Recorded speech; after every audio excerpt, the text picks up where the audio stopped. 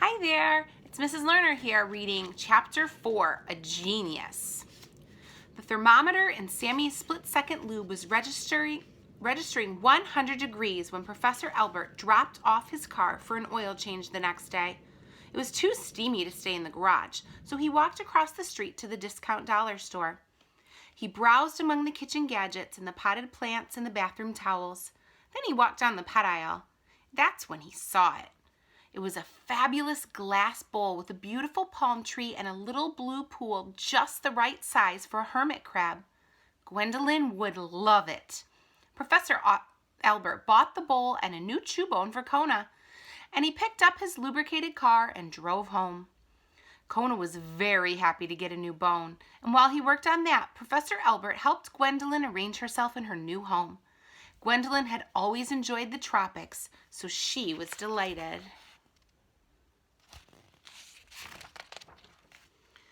With the palm tree and the pool, Gwendolyn dipped a delicate claw in the cool, clear water. Wonderful. It made Professor Albert very happy to be good to his pets, and he didn't even know that he was also good to a bat and 4 squirrels, but he was. And they tried to be good to him too. Stumpy polished Professor Albert's mirrors with a paper towel while she visited his house, and she took away the dust bunnies from beneath his couch. When her children came along, she instructed them to weed Professor Albert's flower beds, which they were good at and often tried to do upside down. And although Murray ate a lot of Professor Albert's snacks, Murray also brought him snacks. A fortune cookie from Norm's Chinese Diner, a pocket of hot sauce from Taco Craze, the little cups of creamer that people left on the tables outside of Java Love. And at Easter, Murray had even tried to bring Professor Albert a whole bag of jelly beans. But Murray couldn't help himself, and he had eaten them all before he landed. So there was great goodwill all around, and this was the feeling that every creature mattered, and it inspired Kona and Gwendolyn to make a brilliant plan to help the thirsty animals of Gooseberry Park. First, they decided they would need a crow. Kona and Gwendolyn had been staying up late, trying to work out a master plan, and it didn't take them long to realize that they needed a crow. And not just any crow. They needed Herman.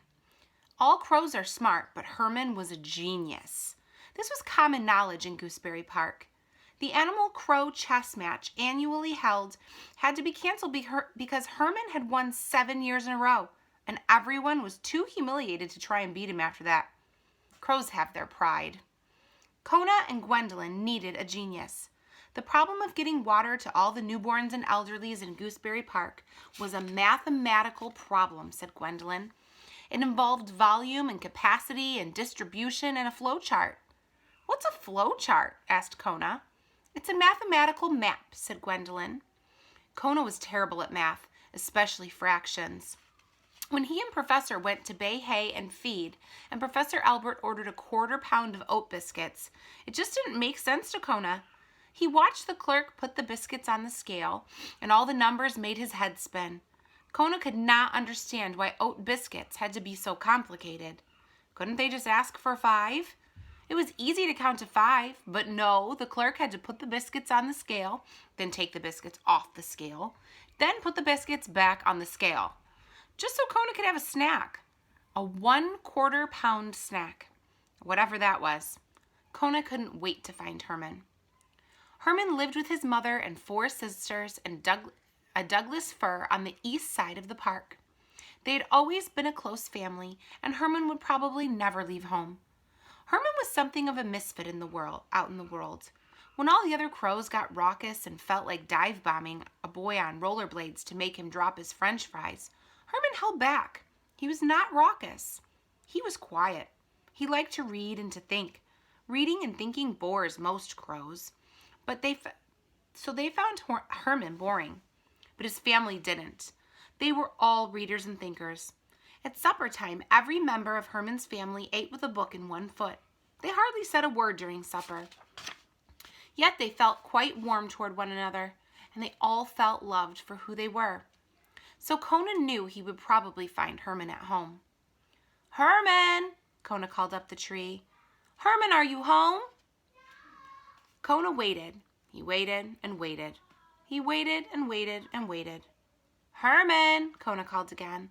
Are you there? Kona felt that Herman was there, but Herman wouldn't answer him. It was just that I have this mathematical problem to solve, called Kona. I'm terrible at math, and especially fractions, and I was just thinking that maybe you... Suddenly, a shiny black head appeared from behind the tall upper branches. What kind of problem? Called Herman. Kona smiled. Mathematical, he said, and moral. It's a moral problem, too. Mathematical and moral sounds nuclear, said Herman. Oh, no, said Kona. Nothing like that. Heavens, no. This concerns babies and the elderly. Precisely, said Herman. And the drought, said Kona, finally getting to his point. Oh, said Herman. That. What a mess. It's all the fossil fuels, you know. Kona was starting to feel very dumb, much like all the crows who used to lose the chess matches. I don't know, said Kona, but Gwendolyn and I were wondering. Who's Gwendolyn? Asked Herman, hopping onto a lower branch. Above him, 4 crows' heads had popped out and were watching. Are those your sisters? Kona asked. Yes, who's Gwendolyn? Asked Herman, hopping down a few more branches. She's my friend and a hermit crab, said Kona. We live together. Herman cocked his head to one side. Hermit crabs fascinate me, he said. Me too, said Kona. Herman hopped onto the branch that was even with Kona's big chocolate brown head. I'm good at solving problems, said Herman. I know, said Kona. And that was the beginning of an amazing adventure.